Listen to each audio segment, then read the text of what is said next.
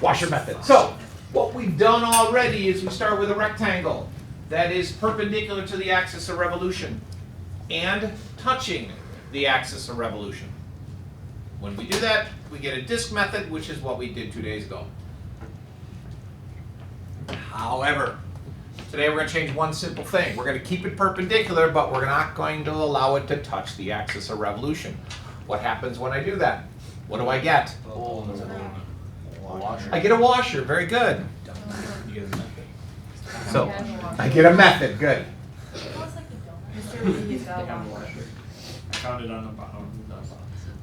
You broke my desk. Good job. I appreciate the dedication. That's the first step of the method. How long have you been working on it? Trying to get it here. We might study this at some point. You need to wear that as a necklace for the next 3 days. All right, here's our rectangle. Again, I made it big and fat. We're going to shrink it down eventually down to what? dx, good, because we want it real skinny. But now I've got this little gap between the rectangle and the axis of revolution. What you're going to have to be able to do is recognize the two different radii. Okay. The farthest distance away from the axis of revolution to anywhere on the rectangle, which would also be known as the top, but it might not always be the top depending on what, okay, regardless, is going to be capital R. The distance from the axis of revolution to the closest point on the rectangle is called little r. And you spin that puppy, and you get a washer. So R, capital R is the whole thing. Capital R is the farthest distance away from the axis of revolution. Little r is the closest distance to the axis of revolution. Did you watch the game last night? Yeah. Kane earned his hat trick again, yeah. And gets the second star of the game. Yeah. It's unbelievable. Anyways, sorry. So we get this washer-looking thing, which is really hard to see because it's in yellow. Again, not one of my better color choices. Did you draw it in colored influence? Yeah, because I've got 40 minutes to do that. I'll just take a break for a bit. That was sarcasm, by the way. There's a hole there in the middle. So, refreshing your geometric skills, how do I find the volume of that thing? You cry. R squared. R squared. Somebody knows how to read. It says down there at the bottom, the volume is pi times the quantity r squared minus little r squared, and then you multiply it by the thickness. Okay. What's happening? Well, we're calculating, what do these two things do? Well, pi times capital R squared is the volume of the entire disk that we did 2 days ago. This pi little r squared is the volume of the hole in the middle. So you take the big disk, you subtract the hole in the middle, and you got the volume of the washer. W is just dx, right? W will become dx, yeah, eventually when we shrink that bad boy down. Okay. Is that the volume of the figure and not just the washer? Because the bottom of the washer is just the r squared. Pi times the r squared W. No, the whole that's the volume of the entire washer. Oh, so the whole thing's Correct. Yeah. Gotcha. I thought the washer was just the whole. No. The whole is just the hole. The whole thing is the washer. Okay. It's the disk minus the hole. Gotcha. Okay. So this is where things get a little bit weird. I take that function in blue over there and I spin it around this axis. There's my little rectangle. Okay, and again, I'm still making it pretty thick. Capital R is the distance out to the top. Little r is the distance to the bottom because that's the closest point. Spin that puppy around and you get this thing. And again, you're not going to have to draw those three-dimensional figures. A lampshade, right? It's a fat lampshade because it's got a little bit of a, it's like a dad lampshade. Meat on It's it. curvy. It's a lampshade with a dad bod. Okay. What? Two C's. Yeah. We're just going to go with it. Okay. Keep going. There's another one. The difficult part, hopefully for you, is not going to be the conceptual stuff. It's going to be finding those distances. And the way we're going to find those distances over and over and over again is going back to the same mantras we've talked about. Top minus bottom, right minus left. Every single time. Even eventually we're going to take those axes of revolution and move them off the x-axis and y-axis. Still top minus bottom, right minus left. So let's go back to our little sketchpad demo and see what the washers look like.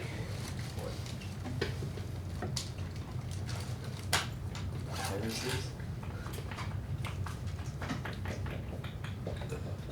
Whoops. Come on now. Okay, there we go. So this is what we did the other day. Now if I take this puppy and I slide it back here and spin it, Oh man. now you see Nothing else. I get, yeah, you see nothing. It's there, shut up. It's just light blue and yellow. I love when it gets darker every time. Yeah, because it's drawing more and more things on top of it. Let's Alright, just we're keep good. it going for We're good. We get it. Got it? keep it going over the whole weekend. Good. See how it goes. And then it just melts my computer. Axis of Revolution, let's see if I can pull that out. I can't. Come on. Come on. There it is. Okay. So the same thing we looked at before. Spin this puppy. Where is it? See all this in washers? Yeah. Revolve one rectangle. Oh, here we go. This might work nicely. Revolve. There we go. I think that's the same one we saw the other day. Yeah. So when you move that axis of revolution, we're going to do one of two things. We're going to slide rectangles up, or we're going to move axis of revolution away from the rectangle so that we generate that hole there. Okey-doke. Any problems? Hot diggity. And quit. Answering for all of us. And don't save. And Whoa. That sucks. well, that's the same thing we just had, right? So what did I have before? I had the volume of one washer. Why do I bring the integral involved? Why do I bring the integral involved? Sorry. Why do I get the integral involved? So you get the volume of all the water. Correct. Break the thickness of the washers down to dx, which is really, really tiny, and then use the integral to add up all those washers. And save myself some hassles again by moving the pi out in front, so it's just a constant. I don't care about it. It sits out there. I calculate the integral and then take my final answer, multiply by pi. I'm good to go. Excuse me. Sorry. One day you're really gonna fart. You know what? I'm proud to say, 27 years in education, I've never slipped. You've never I think Never. one day you're gonna Never. time. I've passed gas, just not in front of a class. You're hermetically sealed. Yes. We'll talk about this tomorrow. What's that? I was just saying, let's get the ball rolling. You're delaying things. Mary. Mary, come on. She's gonna watch the She's gonna watch the video. She's gonna Wait, Mary's not even here. Still her fault. Did I go forward or backwards? Backwards. No, it's forward. We haven't seen this, right? Okay. Good guess. So there's the example. We get that teardrop thing which we've looked at before. Start by drawing your rectangle in there. Recognize where the capital R and where the little r comes from. And this is where the picture becomes really important, is because it'll help you visualize which one is the farthest distance, which one is the closest distance. So notice in this one, the farthest distance is going to be that square root of x. The closest distance is the x squared. And so capital R is the square root of x. Little r is the value of the x squared. And then we can set up our equations. And this isn't working anymore. So what this does. Nope. We'll go for a stroll. Get my steps in. That's not working either. Mary. Call her up. She didn't pick up face. Mary, if you're at least watching this video right now, you know your fault. Do you ever think Mary just watches this video when she's not here? She's gonna have to. Yeah, she's gonna have to. And watch she gets it. angry because we blame her for everything. That's why she's not That's here. probably why she's not here. She's working through this. She's in therapy right now. Okay. She's with you. Try this again. Oh, good, working. Okay, so outer radius, square root of x, inner radius, x squared. Then, that's the hard part. Then if you know the formula, which you should know the formula, and by the way, that's a note card worthy formula, then you plug and chug into that bad boy.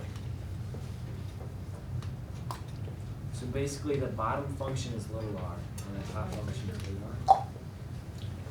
It sounds a lot easier than it is. Where's the red line? Like it feels like it's so big. No, where it's going to get more difficult is when we start looking at section 7.3, where we have another volume method called shells, and the formula looks similar to this, but not the same. That's gonna cause problems. This shouldn't be that big of a deal. So the function that's Exactly, that's why I think it's so easy. Maybe. revolution is big R. If we're on a Way to set lofty goals. That way you're not disappointed. Like I know I'm. Excellent question. Dante just asked if that's on a test or a quiz, do I want you to find that antiderivative? If it says find the antiderivative, find the antiderivative. It doesn't, FN it the snot out of that. Okay. This one's not bad though, because what's x squared of x squared? X, and what's x squared squared? X to the fourth, you know, we're done.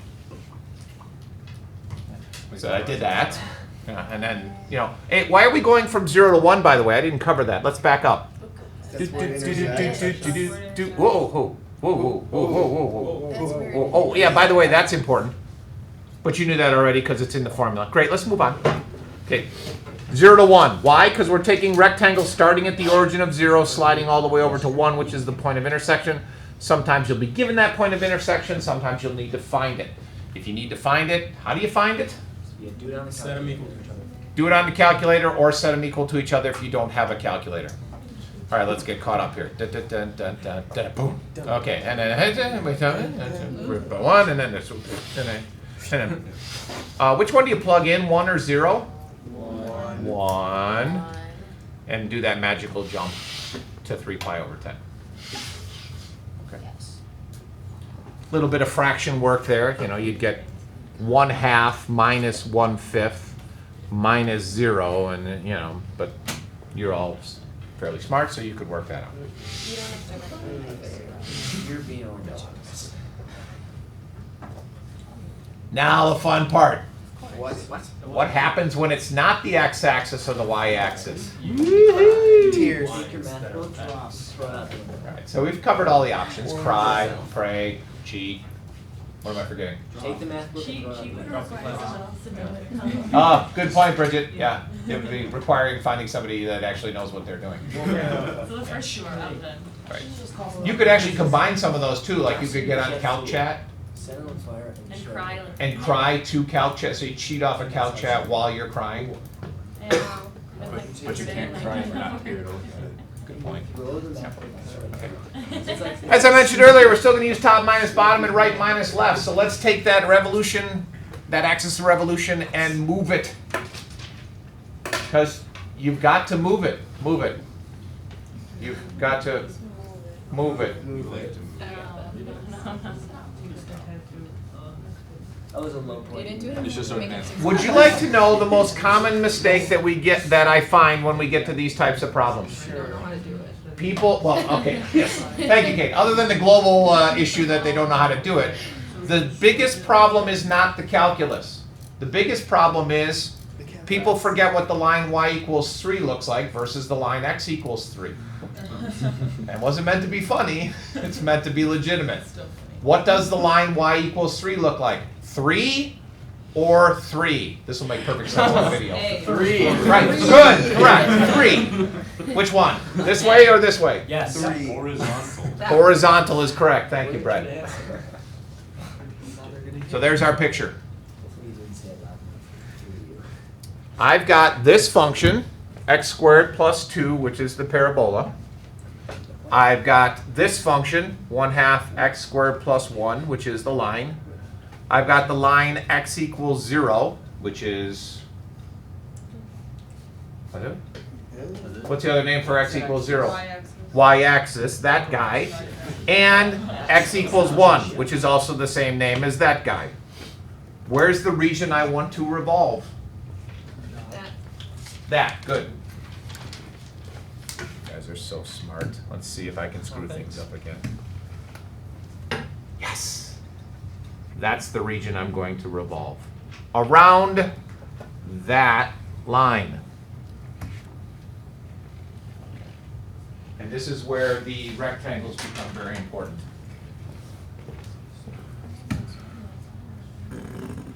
There's my rectangle.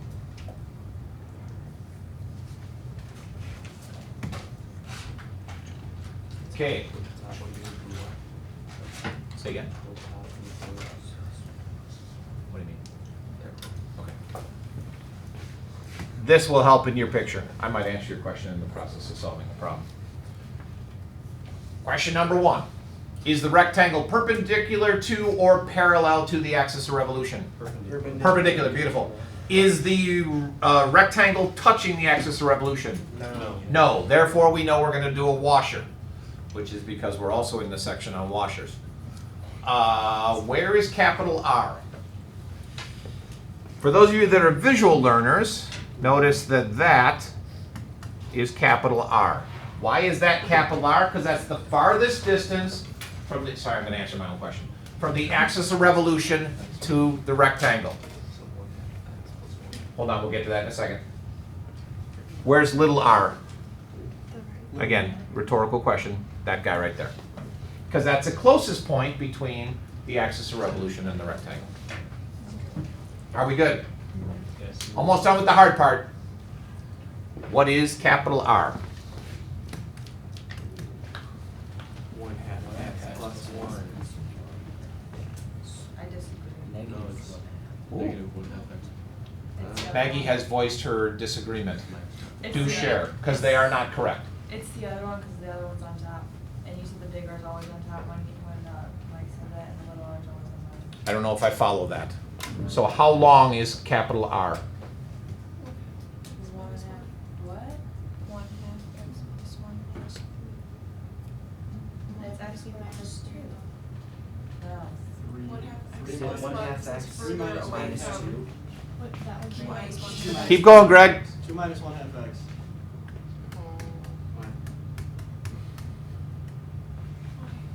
I was going to ask him the same question. Why, Greg? Because if you're, I don't know how to put it into words, I just remember you always saying that the top one minus the bottom one. So then I did y equals 3 is the top one, and the bottom one is y equals 1/2 x plus 1. That makes so much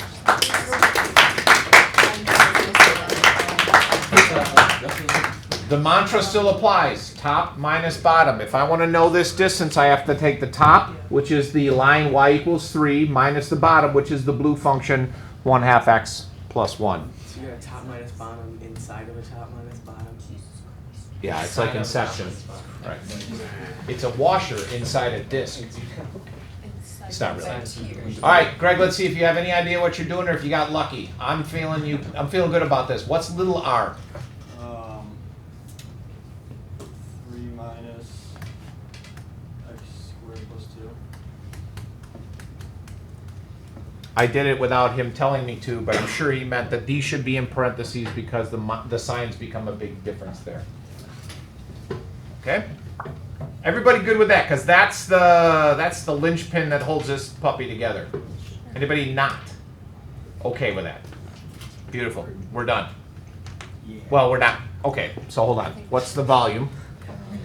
By the way, now that we're doing volume and area, you should have done it on the area also, but you need to identify what we're doing here. Are we finding an area? Are we finding a volume? Are we just telling stories? Okay, we're finding a volume. Pi times the integral from where to where? 0 to 1. 0 to 1. We're taking rectangles from 0 all the way to 1. Okay, of what? What's my integral?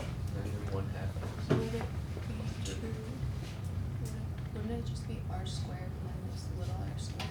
And then you just plug in the equations. That's what I'm asking. What would it be? 2 minus 2 squared minus Negative 1/2 x plus 2, quantity squared. minus Wait, stop. Did everybody see that? Because 3 minus 1 is 2. Okay, good. It is, I know. You've got a calculator, use it. Come on. negative x squared plus 1 quantity squared. Negative x squared plus 1, quantity squared. dx. Oh, nice. I thought you were going to miss it, but you got it. Yeah, well done. Okay. 2 options. Multiply that bad boy out, take an antiderivative, plug in numbers, get an answer. Or put it in the calculator, correct. Okay? Finding capital R, finding lowercase r is what we need to really be worried about.